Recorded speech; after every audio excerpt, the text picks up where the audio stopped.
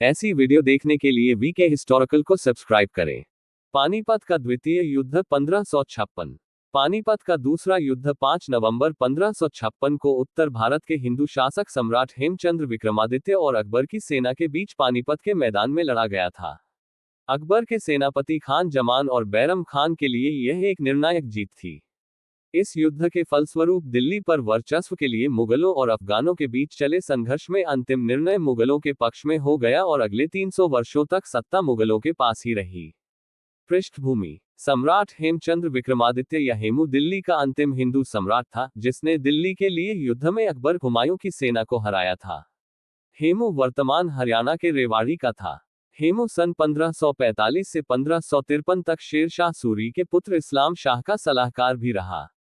उसने सन 1553 से 1556 के दौरान इस्लाम शासन के महामात्य और इस्लाम शाह के सेनानायक के रूप में 22 युद्ध जीते, जो कि सूरी शासन के विरुद्ध अफगान विद्रोहियों के विद्रोह को समाप्त करने के लिए लड़े गए थे।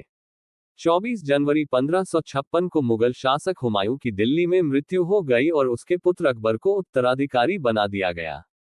उस समय अकबर मात्र 13 वर्ष का था। 14 फरवरी 1556 को पंजाब के कलानौर में अकबर का राज्याभिषेक किया गया। राज्याभिषेक के समय मुगल शासन काबुल, कंधार, दिल्ली और पंजाब के कुछ हिस्सों तक सीमित था। युद्ध: अकबर और उसके संरक्षक बैरम खान ने युद्ध में भाग नहीं लिया तथा वह युद्ध क्षेत्र से 5 कोस 8 मील दूर तैनात थे। बैरम खान ने 13 वर्षीय बाल राजा को व्यक्तिगत रूप से युद्ध के मैदान में उपस्थित होने की अनुमति नहीं दी, इसके बजाय उसे 5000 अच्छी तरह से प्रशिक्षित और सबसे वफादार सैनिकों के एक विशेष गार्ड के साथ सुरक्षा प्रदान की गई थी और वह युद्ध के मैदान से एक सुरक्षित दूरी पर तैनात था। मुगलों की एक अग्रगामी सेना की टुकड़ी में 10,000 घुड़सवार होते थे, जिनमें से 5000 अनुभवी सैनिक थे जो हेमू की अग्रिम पंक्ति की सेना से लड़ने के लिए तैयार थे।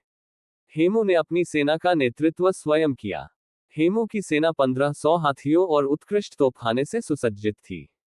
हेमू 30,000 की सुप्रशिक्षित राजपूत और अफगान अश्वारोही सेना के साथ उत्कृष्ट क्रम में आगे बढ़ा।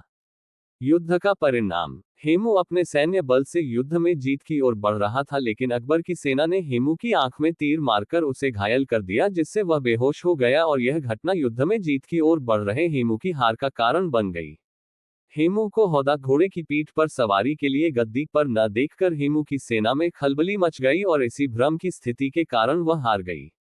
युद्ध समाप्त होने के कई घंटे बाद हेमू को मृत अवस्था में पाया गया और उसे शाह कुली खान महरम द्वारा पानीपत के शिविर में अकबर के डेरे पर लाया गया। हेमू के समर्थकों ने उसके शिरश्छेदन स्थल पर एक स्मारक का निर्माण कराया, जो आज भी पानीपत में जींद रोड पर स्थित सौंधापुर गांव में मौजूद